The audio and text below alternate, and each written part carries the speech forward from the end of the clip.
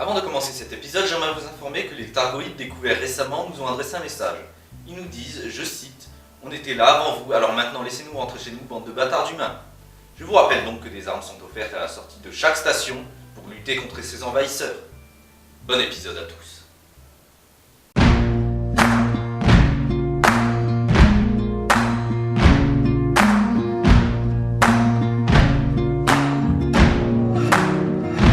You can run on for a long time, run on for a long time, run on for a long time.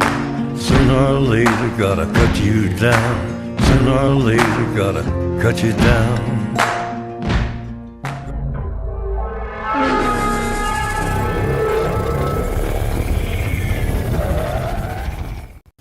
Bonjour et bienvenue dans Alien Info, l'émission qui vous dit tout sur les aliens.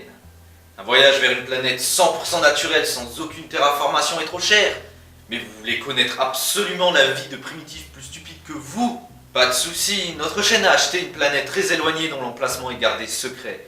Sur cette planète vit une espèce très mystérieuse qui voue un culte à leur lune qu'ils ont baptisée Mune. Et nous leur avons donné des technologies du XXe siècle complètement dépassées. Tout de suite, les images de nos drones.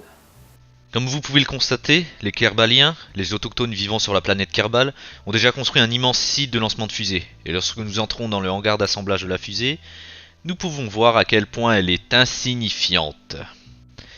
Tellement qu'ils ne lui ont pas donné de nom en fait. Ensuite, 5 bonnes minutes après avoir fini d'assembler toutes les pièces de la fusée, nos petits hommes verts l'ont emmené sur le pas de tir, prêt à être lancé. La tension est à son comble. Est-ce que le premier décollage va bien se passer ? Eh bien, nous ne le saurons pas tout de suite, car d'abord le pilote a décidé de descendre et de faire un rapport sur sa sortie du véhicule, leur indiquant qu'il n'y a probablement pas besoin de combinaison spatiale ici. Et en récupérant des échantillons de pelouse pour analyse aussi. Ah, bah faut bien commencer quelque part, hein. Mais au moins une fois que ceci est fait, le pilote peut remonter et décoller. Toutefois, les choses ne se passeront pas aussi bien que prévu, comme le pilote est trop petit pour remonter et qu'ils n'ont pas pensé à mettre d'échelle. La mission est annulée donc. Le premier lancement est un échec. Après ça, une équipe médicale et psychologique ont rejoint le pilote pour le rassurer. Après tout, ce genre de choses aurait pu arriver à n'importe qui et puis c'est pas si grave. Heureusement, des peintres qui travaillaient dans le réfectoire du site avaient une échelle. Le pilote a pu remonter et se préparer au vrai lancement. Cette fois, ça y est, la fusée est lancée. On peut lire la joie sur le visage du pilote, probablement heureux de ne toujours pas avoir explosé. Mais malheureusement, la fusée peine à dépasser les 10 km d'altitude. La chute se passe sans encombre et les parachutes finissent par s'ouvrir. Pour une deuxième fois, ça s'est plutôt bien passé. Kerman, on vous voit en train d'atterrir. Rejoignez-nous, on va manger. Il paraît que le réfectoire a été repeint, c'est super beau.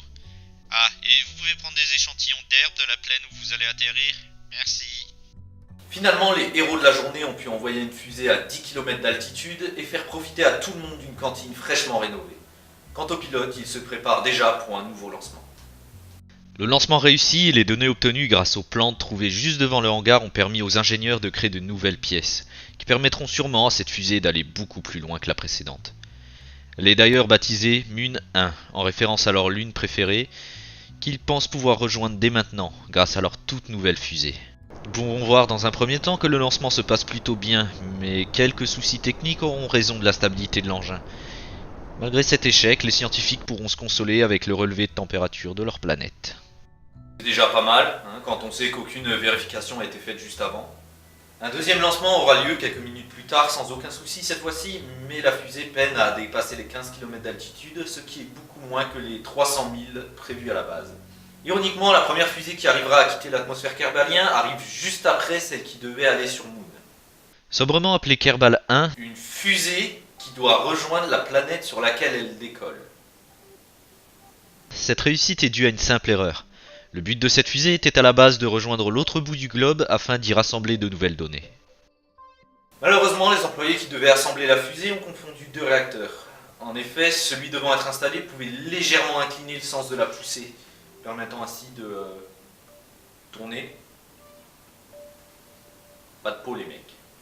Au début c'était plutôt la panique sur Kerbal, surtout quand la fusée a commencé à chauffer et à exploser, mais malgré ça, tout allait bien. Maintenant, le pilote devait préparer une trajectoire orbitale, et il a réussi, mais il a eu beaucoup de mal quand même. Finalement, la fusée est retombée dans l'océan puisqu'elle ne disposait pas du carburant nécessaire pour se mettre en orbite. Et là, attention, mesdames, messieurs, Vous allez voir la chose la moins stupide de cet épisode. pour survivre à sa chute non prévue d'environ 160 km d'altitude, le pilote va freiner sa chute avec le reste de carburant. Et comme il n'a pas de bouclier thermique, il va se servir des réservoirs. Bon, dit comme ça, c'est complètement con, mais ils sont vides, donc ça va. Bref, il se sert des réservoirs vides comme protection.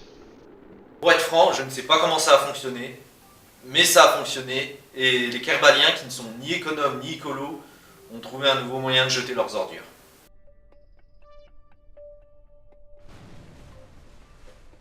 Peu de temps après, Kerbal 2 est lancé, qui elle doit réellement aller dans l'espace. Très similaire à Kerbal 1, mais avec une protection thermique sous le cockpit qui assurera la protection du pilote. Naturellement, cette fusée a fini comme la précédente, dans l'eau. Mais en fait, ce lancement n'était qu'un prétexte pour foutre leur saloperie dans l'océan. Putain d'ordure. C'est quand même pas très malin, parce que quand ils veulent accomplir quelque chose, ils envoient directement leurs fusées comme des missiles balistiques sur les montagnes voisines. Même si ça en a pas l'air, récolter des informations sur différents milieux de leur planète d'origine peut être très utile pour savoir comment envoyer des trucs dans l'espace, avec un minimum d'effort. Mais malgré ça, est-ce que nos amis Kerbaliens vont réussir à quitter leur planète? Eh bien ça, nous le découvrirons dans le prochain épisode de Alien Info. A très bientôt.